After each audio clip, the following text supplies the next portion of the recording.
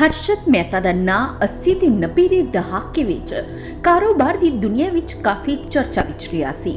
ਹਰਸ਼ਤ ਮਹਿਤਾ ਨੇ ਭਾਰਤ ਦੇ ਸ਼ੇਅਰ ਬਾਜ਼ਾਰ ਦੀ ਦਿਸ਼ਾ ਤੇ ਦਸ਼ਾ ਦੋਵੇਂ ਬਦਲ ਕੇ ਰੱਖ ਦਿੱਤੀਆਂ ਸਨ। ਹਾਲ ਹੀ ਵਿੱਚ ਹਰਸ਼ਤ ਮਹਿਤਾ ਦੀ ਜ਼ਿੰਦਗੀ ਤੇ ਬਣੀ ਇੱਕ ਵੈਬ ਸੀਰੀਜ਼ ਦੇਖੀ ਜਾ ਰਹੀ ਹੈ।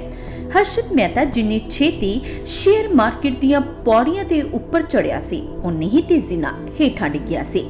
ਉਹਨਾਂ ਤੇ ਉਸ ਦੌਰ ਦਾ ਸਭ ਤੋਂ ਵੱਡਾ ਕਾਰੋਬਾਰੀ ਘੁਟਾਲਾ ਕਰਨ ਦਾ ਦੋਸ਼ ਲੱਗਿਆ ਸੀ। ਇਸ ਦੇ ਨਾਲ ਹੀ ਉਸ ਸਮੇਂ ਦੇ ਪ੍ਰਧਾਨ ਮੰਤਰੀ ਪੀਵੀ ਨਰਸਿਮਹਾ ਰਾਓ ਵੀ ਇਹਨਾਂ ਦੋਸ਼ਾਂ ਦੇ ਘੇਰੇ ਵਿੱਚ ਆ ਗਏ ਸਨ। ਇਸ ਦੌਰ ਵਿੱਚ ਇੱਕ ਹੋਰ ਨਾਂ ਸੁਰਖੀਆਂ ਵਿੱਚ ਆਇਆ, ਉਹ ਸੀ ਚੰਦਰਾ ਸਵਾਮੀ ਦਾ। ਕਹਿੰਦੇ ਹਨ ਕਿ ਚੰਦਰਾ ਸਵਾਮੀ ਦੀ ਬਦੌਲਤ ਹੀ ਹਰਸ਼ਤ ਮਹਿਤਾ ਦਾ ਘੁਟਾਲਾ ਕਈ ਸਾਲ ਠੰਡੇ ਬਸਤੇ ਵਿੱਚ ਪਿਆ ਰਿਹਾ। ਆਖਿਰ ਇਹ ਚੰਦਰਾ ਸਵਾਮੀ ਕੌਣ ਸੀ ਤੇ ਉਸ ਦੀ ਪਹੁੰਚ ਇੰਨੀ ਉੱਪਰ ਤੱਕ ਕਿਵੇਂ ਸੀ? ਚੰਦਰਾ ਸਵਾਮੀ ਉਸ ਸਮੇਂ ਕਈ ਦੇਸ਼ਾਂ ਦੀਆਂ ਸਰਕਾਰਾਂ ਦੇ ਨੁਮਾਇੰਦਿਆਂ ਨਾਲ ਉੱਠਣ ਬੈਠਣ ਲਈ ਮਸ਼ਹੂਰ ਸਨ। ਉਹਨਾਂ ਦੀ ਸ਼ਖਸੀਅਤ ਕਿਸ ਤਰ੍ਹਾਂ ਦੀ ਸੀ, ਇਸ ਦਾ ਅੰਦਾਜ਼ਾ ਇਸ ਗੱਲ ਤੋਂ ਲਗਾਇਆ ਜਾ ਸਕਦਾ ਹੈ ਕਿ ਉਹਨਾਂ ਨੂੰ ਉਸ ਸਮੇਂ ਦੇ ਪ੍ਰਧਾਨ ਮੰਤਰੀ ਪੀਵੀ ਨਰਸਿਮਹਾ ਰਾਓ ਦਾ ਸਭ ਤੋਂ ਕਰੀਬੀ ਸਲਾਹਕਾਰ ਮੰਨਿਆ ਜਾਂਦਾ ਸੀ। ਦੂਜਾ, ਉਹਨਾਂ ਤੇ ਰਾਜੀਵ ਗਾਂਧੀ ਦੇ ਕਤਲ ਦੀ ਸਾਜ਼ਿਸ਼ ਵਿੱਚ ਸ਼ਾਮਲ ਹੋਣ ਦਾ ਦੋਸ਼ ਵੀ ਲੱਗਿਆ ਸੀ। ਇਹਨਾਂ ਦੋਸ਼ਾਂ ਦੇ ਬਾਵਜੂਦ ਉਹਨਾਂ ਦੇ ਸੰਬੰਧ ਕਈ ਦੇਸ਼ਾਂ ਦੇ ਨੁਮਾਇੰਦਿਆਂ ਨਾਲ ਸਨ। ਹਥਿਆਰਾਂ ਦੀ ਦਲਾਲੀ, ਹਵਾਲੇ ਦਾ ਕਾਰੋਬਾਰ, ਵਿਦੇਸ਼ੀ ਮੁਦਰਾ ਅਧਿਨਿਯਮਾਂ ਦੀ ਉਲੰਘਣਾ ਵਰਗੇ ਕਈ ਸੰਗੀਨ ਦੋਸ਼ਾਂ ਕਰਕੇ ਵੀ ਚੰਦਰਾ ਸਵਾਮੀ ਸੁਰਖੀਆਂ ਵਿੱਚ ਰਹੇ ਸਨ। ਕਹਿੰਦੇ ਤਾਂ ਇਹ ਵੀ ਹਨ ਕਿ ਪੀਵੀ ਨਰਸਿਮਹਾ ਰਾਓ ਦੇ ਪ੍ਰਧਾਨ ਮੰਤਰੀ ਦੇ ਕਾਰਜਕਾਲ ਦੇ 5 ਸਾਲਾਂ ਵਿੱਚ ਚੰਦਰਾ ਸਵਾਮੀ ਨੂੰ ਕਦੇ ਵੀ ਉਹਨਾਂ ਤੋਂ ਮਿਲਣ ਲਈ ਟਾਈਮ ਨਹੀਂ ਸੀ ਲੈਣਾ ਪੈਂਦਾ। ਇਹ ਸਿਲਸਿਲਾ ਚੰਦਰ ਸ਼ੇਖਰ ਦੇ ਛੋਟੇ ਜਿਹੇ ਕਾਰਜਕਾਲ ਵਿੱਚ ਕਾਇਮ ਰਿਹਾ। ਅਜਿਹੇ ਵਿੱਚ ਇਹ ਜਾਣਨਾ ਬਹੁਤ ਹੀ ਦਿਲਚਸਪ ਹੈ ਕਿ ਦਿੱਲੀ ਜੈਪੁਰ ਹਾਈਵੇ ਦੇ ਠੀਕ ਵਿਚਕਾਰ ਬਹਿਰੌਰ ਦੇ ਰਹਿਣ ਵਾਲੇ ਜੈਨ ਪਰਿਵਾਰ ਦਾ ਮੁੰਡਾ ਕਿਵੇਂ ਸੱਤਾ ਦਾ ਧਰੂਵੀਕਰਨ ਚਲਾਉਣ ਵਾਲਾ ਕੇਂਦਰ ਬਣ ਗਿਆ। ਚੰਦਰਾ ਸਵਾਮੀ ਦੇ ਪਿਤਾ ਧਰਮਚੰਦ ਜੈਨ ਵਿਆਜ ਤੇ ਪੈਸੇ ਦੇਣ ਦਾ ਕੰਮ ਕਰਦੇ ਸਨ। ਪਰਿਵਾਰ ਵੈਸੇ ਤਾਂ ਗੁਜਰਾਤ ਦਾ ਰਹਿਣ ਵਾਲਾ ਸੀ, ਪਰ ਚੰਦਰਾ ਸਵਾਮੀ ਦੇ ਜਨਮ ਤੋਂ ਪਹਿਲਾਂ ਰਾਜਸਥਾਨ ਵਿੱਚ ਆ ਕੇ ਵਸ ਗਿਆ ਸੀ ਤੇ ਉਸ ਦੇ ਜਨਮ ਤੋਂ ਬਾਅਦ ਹੈਦਰਾਬਾਦ ਆ ਕੇ ਵਸ ਗਿਆ ਸੀ। ਚੰਦਰਾ ਸਵਾਮੀ ਦੇ ਮੁੱਢਲੇ ਜੀਵਨ ਬਾਰੇ ਹੀਰਾ ਲਾਲ ਚੋਬੇ ਦੀ ਜੀਵਨੀ ਦੱਸਦੀ ਹੈ ਕਿ ਮੈਮੀ ਚੰਦ ਇਹ ਚੰਦਰਾ ਸਵਾਮੀ ਦਾ ਅਸਲ ਨਾਂ ਸੀ। ਉਹਨਾਂ ਨੇ ਕੋਈ ਸਿੱਖਿਆ ਹਾਸਲ ਨਹੀਂ ਸੀ ਕੀਤੀ। ਬਚਪਨ ਵਿੱਚ ਹੀ ਉਹਨਾਂ ਦੀ ਰੁਚੀ ਤੰਤਰ ਸਾਧਨਾ ਵਿੱਚ ਹੋ ਗਈ ਸੀ।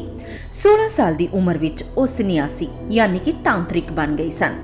ਹੀਰਾ ਲਾਲ ਚੋਬੇ ਮੁਤਾਬਿਕ ਚੰਦਰਾ ਸਵਾਮੀ ਜੈਨ ਅਮਰ ਮੁਨੀ ਦੇ ਸੰਪਰਕ ਵਿੱਚ ਆਏ। 23 ਸਾਲ ਦੀ ਉਮਰ ਵਿੱਚ ਉਹ ਬਨਾਰਸ ਦੇ ਗੋਪੀਨਾਥ ਕਵਿਰਾਜ ਕੋਲ ਪਹੁੰਚ ਗਏ ਤੰਤਰ ਵਿਦਿਆ ਦੀ ਸਾਧਨਾ ਕਰਨ ਲਈ। 20 ਸਾਲ ਦੀ ਉਮਰ ਵਿੱਚ ਉਹਨਾਂ ਨੇ ਪਹਿਲਾ ਮਹਾਯੱਗ ਕਰ ਲਿਆ ਸੀ। ਇਸ ਦੇ ਵਿਚਕਾਰ ਉਹ ਬਿਹਾਰ ਵਿੱਚ ਵੀ ਕੁਝ ਸਮਾਂ ਰਹੇ, ਪਰ ਸੀਨੀਅਰ ਪੱਤਰਕਾਰ ਰਾਮ ਬਹਾਦਰ ਰਾਏ ਮੁਤਾਬਿਕ ਚੰਦਰਾ ਸਵਾਮੀ ਨੂੰ ਕੋਈ ਤੰਤਰ ਮੰਤਰ ਨਹੀਂ ਸੀ ਆਉਂਦਾ। ਇੱਕ ਹੋਰ ਪੱਤਰਕਾਰ ਕਹਿੰਦੇ ਹਨ ਕਿ ਚੰਦਰਾ ਸਵਾਮੀ ਨੂੰ ਤੰਤਰ ਮੰਤਰ ਤੇ ਜੋਤਿਸ਼ ਦਾ ਕੋਈ ਗਿਆਨ ਨਹੀਂ ਸੀ, ਪਰ ਉਹਨਾਂ ਦੀ ਸ਼ਖਸੀਅਤ ਇਸ ਤਰ੍ਹਾਂ ਦੀ ਸੀ ਕਿ ਕੋਈ ਵੀ ਉਹਨਾਂ ਵੱਲ ਖਿੱਚਿਆ ਚਲਿਆ ਆਉਂਦਾ ਸੀ। ਚੰਦਰਾ ਸਵਾਮੀ ਦੀ ਤੰਤਰ ਸਾਧਨਾ ਬਾਰੇ ਪੱਤਰਕਾਰ ਰਾਮ ਬਹਾਦਰ ਰਾਏ ਦੱਸਦੇ ਹਨ ਕਿ 1965 ਤੇ 1966 ਦੇ ਦੌਰ ਵਿੱਚ ਹਿੰਦੁਸਤਾਨ ਸਮਾਚਾਰ ਏਜੰਸੀ ਦਾ ਦਫ਼ਤਰ ਦਿੱਲੀ ਦੇ ਕਨਾਟ ਪੈਲੇਸ ਵਿੱਚ ਹੁੰਦਾ ਸੀ। ਉੱਥੇ ਇੱਕ ਨਿਊਜ਼ ਐਡੀਟਰ ਹੁੰਦੇ ਸਨ, ਰਾਮ ਰੂਪ ਗੁਪਤ। ਉਹ ਬਹੁਤ ਵੱਡੇ ਜੋਤਿਸ਼ ਸਨ। ਚੰਦਰ ਸਵਾਮੀ ਉਹਨਾਂ ਕੋਲ ਲੋਕਾਂ ਦੀਆਂ ਕੁੰਡਲੀਆਂ ਲੈ ਕੇ ਆਉਂਦੇ ਰਹਿੰਦੇ ਸਨ। ਰਾਮ ਰੂਪ ਗੁਪਤ ਜੋ ਦੱਸਦੇ, ਚੰਦਰਾ ਸਵਾਮੀ ਲੋਕਾਂ ਨੂੰ ਦੱਸਦਾ। ਇਸ ਤੋਂ ਇਲਾਵਾ ਵੀ ਚੰਦਰਾ ਸਵਾਮੀ ਦੇ ਜੀਵਨ ਬਾਰੇ ਹੋਰ ਜਾਣਕਾਰੀਆਂ ਮੌਜੂਦ ਹਨ। ਸਟੋਰੀ ਆਫ ਇੰਡੀਆ ਲੀਡਿੰਗ ਬਬਾਜ਼ ਦੀ ਲੇਖਿਕਾ ਨੇ ਮੋਹਨ ਗੁਰਸਵਾਮੀ ਦੇ ਹਵਾਲੇ ਨਾਲ ਲਿਖਿਆ ਹੈ ਕਿ ਅਸੀਂ ਚੰਦਰਾ ਸਵਾਮੀ ਨੂੰ ਹੈਦਰਾਬਾਦ ਦੇ ਕਾਲਜ ਦੇ ਬਾਹਰ ਅਵਾਰਾਗਰਦੀ ਕਰਦੇ ਹੋਏ ਅਕਸਰ ਦੇਖਦੇ ਹੁੰਦੇ ਸੀ। ਉਹਨਾਂ ਇਹ ਵੀ ਲਿਖਿਆ ਹੈ ਕਿ ਚੰਦਰਾ ਸਵਾਮੀ ਨਾਗਾ ਅਰਜੁਨ ਸਾਗਰ ਡੈਮ ਵਿੱਚ ਸਕ੍ਰੈਪ ਡੀਲਰ ਦਾ ਕੰਮ ਵੀ ਕਰਨ ਲੱਗ ਗਏ ਸਨ। ਫਿਰ ਕਿਸੇ ਧਾਂਦਲੀ ਵਿੱਚ ਫਸ ਗਏ ਤੇ ਥੋੜੇ ਸਮੇਂ ਵਿੱਚ ਉਹ ਸੂਬੇ ਦੇ ਮੁੱਖ ਮੰਤਰੀ ਪੀਵੀ ਨਰਸਿਮਹਾ ਰਾਓ ਦੇ ਨਾਲ ਸਵਾਮੀ ਦੇ ਤੌਰ ਤੇ ਨਜ਼ਰ ਆਉਣ ਲੱਗੇ। ਪੀਵੀ ਨਰਸਿਮਹਾ ਰਾਓ 1971 ਤੋਂ 1973 ਦੇ ਵਿਚਕਾਰ ਆਂਧਰਾ ਪ੍ਰਦੇਸ਼ ਦੇ ਮੁੱਖ ਮੰਤਰੀ ਹੋਇਆ ਕਰਦੇ ਸਨ। ਇਸ ਸਮੇਂ ਦੌਰਾਨ ਚੰਦਰਾ ਸਵਾਮੀ ਦੀਆਂ ਨਜ਼ਦੀਕੀਆਂ ਪੀਵੀ ਨਰਸਿਮਹਾ ਰਾਓ ਦੇ ਨਾਲ ਵੱਧ ਗਈਆਂ ਸਨ। ਸਿਆਸੀ ਗਲਿਆਰਿਆਂ ਵਿੱਚ ਚੰਦਰਾ ਸਵਾਮੀ ਦੇ ਆਉਣ ਦਾ ਕਿੱਸਾ 1971 ਤੋਂ ਕੁਝ ਪੁਰਾਣਾ ਹੈ। ਰਾਮ ਬਹਾਦਰ ਰਾਏ ਦੱਸਦੇ ਹਨ ਕਿ ਸੁਦੇਸ਼ਵਰ ਪ੍ਰਸਾਦ ਬਿਹਾਰ ਤੋਂ 1962 ਵਿੱਚ ਲੋਕ ਸਭਾ ਲਈ ਚੁਣ ਕੇ ਆ ਗਏ ਸਨ। 1965-66 ਵਿੱਚ ਉਹਨਾਂ ਦੇ ਸਰਵੈਂਟ ਕੁਆਟਰ ਵਿੱਚ 2 ਮੁੰਡੇ ਰਹਿੰਦੇ ਸਨ। ਇੱਕ ਸੀ ਚਤੁਰਭੁਜ ਗੌਤਮ ਅਤੇ ਦੂਜਾ ਸੀ ਚੰਦਰਾ ਸਵਾਮੀ, ਜਿਹੜਾ ਬਾਅਦ ਵਿੱਚ ਚੰਦਰ ਸ਼ੇਖਰ ਦੇ ਨਿੱਜੀ ਸਕੱਤਰ ਬਣਿਆ। ਇਹ ਦੌਰ ਇਸ ਤਰ੍ਹਾਂ ਦਾ ਸੀ ਜਦੋਂ ਚੰਦਰਾ ਸਵਾਮੀ ਕਾਂਗਰਸੀ ਲੀਡਰਾਂ ਦੇ ਘਰਾਂ ਦੇ ਚੱਕਰ ਲਗਾਉਂਦੇ ਹੁੰਦੇ ਸਨ ਤੇ ਉਹਨਾਂ ਦੀਆਂ ਕੁੰਡਲੀਆਂ ਬਣਵਾਉਂਦੇ ਸਨ ਤੇ ਹੌਲੀ-ਹੌਲੀ ਸੱਤਾ ਦੀ ਦਲਾਲੀ ਵਿੱਚ ਵੜ ਗਏ, ਜਿਸ ਤੋਂ ਬਾਅਦ ਆਂਧਰਾ ਪ੍ਰਦੇਸ਼ ਤੋਂ ਲੈ ਕੇ ਰਾਜਸਥਾਨ, ਹਰਿਆਣਾ ਸਮੇਤ ਹਰ ਪਾਸੇ ਚੰਦਰਾ ਸਵਾਮੀ ਦਾ ਸਿੱਕਾ ਚੱਲਣ ਲੱਗ ਗਿਆ। ਆਪਣੇ ਲੰਮੇ ਵਾਲਾਂ, ਦਾੜੀ ਤੇ ਭਗਵੇਂ ਕੱਪੜਿਆਂ ਤੇ ਰੁਦਰਾਕਸ਼ ਦੀ ਮਾਲਾ ਸਮੇਤ ਚੰਦਰਾ ਸਵਾਮੀ ਵਿੱਚ ਹੋਰ ਬਹੁਤ ਕੁਝ ਸੀ ਜਿਹੜਾ ਹਰ ਇੱਕ ਦੇ ਸਿਰ ਤੇ ਵੱਧ ਚੜ ਕੇ ਬੋਲਦਾ ਸੀ। ਪ੍ਰਸਿੱਧ ਇਤਿਹਾਸਕਾਰ ਪੈਟਰਿਕ ਫ੍ਰੈਂਚ ਨੇ ਇੱਕ ਕਿਤਾਬ ਵਿੱਚ ਚੰਦਰਾ ਸਵਾਮੀ ਬਾਰੇ ਲਿਖਿਆ ਹੈ ਕਿ ਉਹ ਕੋਈ ਸੱਭਿਆ ਵਿਅਕਤੀ ਤਾਂ ਨਹੀਂ ਸੀ, ਪਰ ਉਹਨਾਂ ਵਿੱਚ ਦੂਜਿਆਂ ਦੇ ਦਿਮਾਗ ਨੂੰ ਜਿੱਤਣ ਦਾ ਹੁਨਰ ਜ਼ਰੂਰ ਸੀ। ਉਹ ਦੂਜਿਆਂ ਦੀਆਂ ਕਮਜ਼ੋਰੀਆਂ ਪੜ੍ਹ ਲੈਂਦੇ ਸਨ, ਖਾਸ ਕਰਕੇ ਉਹਨਾਂ ਲੋਕਾਂ ਦੀਆਂ ਕਮਜ਼ੋਰੀਆਂ ਜਿਹੜੇ ਬਹੁਤ ਵੱਡੇ ਅਹੁਦਿਆਂ ਤੇ ਵਿਰਾਜਮਾਨ ਸਨ। ਖਾਸ ਗੱਲ ਇਹ ਹੈ ਕਿ ਚੰਦਰਾ ਸਵਾਮੀ ਅੰਗਰੇਜ਼ੀ ਨਹੀਂ ਸਨ ਪੜ੍ਹ ਪਾਉਂਦੇ ਤੇ ਨਾ ਹੀ ਬੋਲ ਪਾਉਂਦੇ ਸਨ, ਪਰ ਇਸ ਦੇ ਬਾਵਜੂਦ ਉਹਨਾਂ ਦਾ ਦੁਨੀਆ ਦੇ ਕਈ ਦੇਸ਼ਾਂ ਦੇ ਹੁਕਮਰਾਨਾਂ ਤੇ ਚੰਗਾ ਪ੍ਰਭਾਵ ਸੀ। ਸਾਬਕਾ ਵਿਦੇਸ਼ ਮੰਤਰੀ ਨਟਵਰ ਸਿੰਘ ਨੇ ਆਪਣੀ ਕਿਤਾਬ ਵਿੱਚ ਲਿਖਿਆ ਹੈ ਕਿ 1979 ਤੇ 1980 ਦੇ ਵਿਚਕਾਰ ਮੈਂ ਪੈਰਿਸ ਵਿੱਚ ਬਿਮਾਰ ਪਿਆ ਸੀ। ਉਸ ਸਮੇਂ ਚੰਦਰਾ ਸਵਾਮੀ ਫਰਾਂਸ ਦੇ ਰਾਸ਼ਟਰਪਤੀ ਦੇ ਨਿੱਜੀ ਸਕੱਤਰ ਨਾਲ ਮੈਨੂੰ ਮਿਲਣ ਲਈ ਆਏ ਸਨ। ਮੈਂ ਇਹ ਸੁਣ ਕੇ ਹੈਰਾਨ ਹੋ ਗਿਆ ਸੀ ਜਦੋਂ ਚੰਦਰਾ ਸਵਾਮੀ ਨੇ ਉਹਨਾਂ ਨੂੰ ਕਿਹਾ ਕਿ ਉਹ ਫਰਾਂਸ ਦੇ ਰਾਸ਼ਟਰਪਤੀ ਨੂੰ ਮਿਲ ਕੇ ਉਹਨਾਂ ਨੂੰ ਮਿਲਣ ਲਈ ਆਏ ਹਨ ਤੇ ਫਰਾਂਸ ਦੇ ਰਾਸ਼ਟਰਪਤੀ ਨੇ ਚੰਦਰਾ ਸਵਾਮੀ ਨੂੰ ਲੈਣ ਲਈ ਆਪਣਾ ਨਿੱਜੀ ਜਹਾਜ਼ ਭੇਜਿਆ ਸੀ। ਇਹੀ ਨਹੀਂ, ਹੋਰ ਵੀ ਕਈ ਵੱਡੇ ਦੇਸ਼ਾਂ ਦੇ ਲੀਡਰ ਚੰਦਰ ਸਵਾਮੀ ਦੇ ਭਗਤ ਬਣ ਗਏ ਸਨ।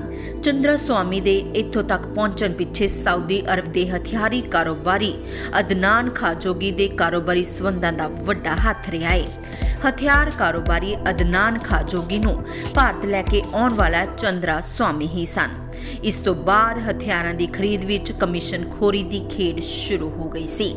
ਰਾਮ ਮੰਦਿਰ ਦੇ ਨਿਰਮਾਣ ਲਈ 1993 ਵਿੱਚ ਚੰਦਰਾ ਸਵਾਮੀ ਨੇ ਅਯੋਧਿਆ ਵਿੱਚ ਸੋਮ ਯੱਗ ਦਾ ਆਯੋਜਨ ਕੀਤਾ ਸੀ। ਇਸ ਯੱਗ ਵਿੱਚ ਸ਼ਾਮਲ ਹੋਣ ਲਈ ਦੁਨੀਆ ਭਰ ਤੋਂ ਹਿੰਦੂ ਜੁਟੇ ਸਨ। ਇਸ ਯੱਗ ਨੂੰ ਕਵਰ ਕਰ ਚੁੱਕੇ ਸੀਨੀਅਰ ਪੱਤਰਕਾਰ ਸ਼ਰਦ ਗੁਪਤਾ ਦੱਸਦੇ ਹਨ ਕਿ ਉਸ ਦੌਰ ਵਿੱਚ ਲਖਨਊ ਵਿੱਚ ਕੋਹੀਨੂਰ ਹੋਟਲ ਹੁੰਦਾ ਸੀ। ਇਸ ਹੋਟਲ ਦਾ ਮਾਲਕ ਵੀ ਚੰਦਰਾ ਸਵਾਮੀ ਦਾ ਚੰਗਾ ਭਗਤ ਸੀ। ਚੰਦਰਾ ਸਵਾਮੀ ਦੇ ਕਹਿਣ ਤੇ ਪੂਰਾ ਹੋਟਲ ਹੀ ਇਹਨਾਂ ਲੋਕਾਂ ਲਈ ਬੁੱਕ ਸੀ। ਇਸ ਹੋਟਲ ਵਿੱਚ ਹਰ ਪਾਸੇ ਵੋਡਕਾ ਪੀ ਕੇ ਵਿਦੇਸ਼ੀ ਸੰਨਿਆਸੀ ਝੂਮਦੇ ਨਜ਼ਰ ਆ ਰਹੇ ਸਨ। ਇਹ ਸਾਰੇ ਚੰਦਰਾ ਸਵਾਮੀ ਦੇ ਭਗਤ ਸਨ। ਪੈਮਿਲਾ ਬੋਰਡਸ ਦੀ ਕਹਾਣੀ 1979 ਵਿੱਚ ਹੀ ਸਾਹਮਣੇ ਆ ਗਈ ਸੀ ਕਿ ਕਿਸ ਤਰ੍ਹਾਂ ਉਹ ਚੰਦਰਾ ਸਵਾਮੀ ਦੀ ਸੰਗਤ ਵਿੱਚ ਸੈਕਸ ਅਤੇ ਪੈਸੇ ਦੀ ਦੁਨੀਆ ਵਿੱਚ ਡੁੱਬਦੀ ਜਾ ਰਹੀ ਸੀ।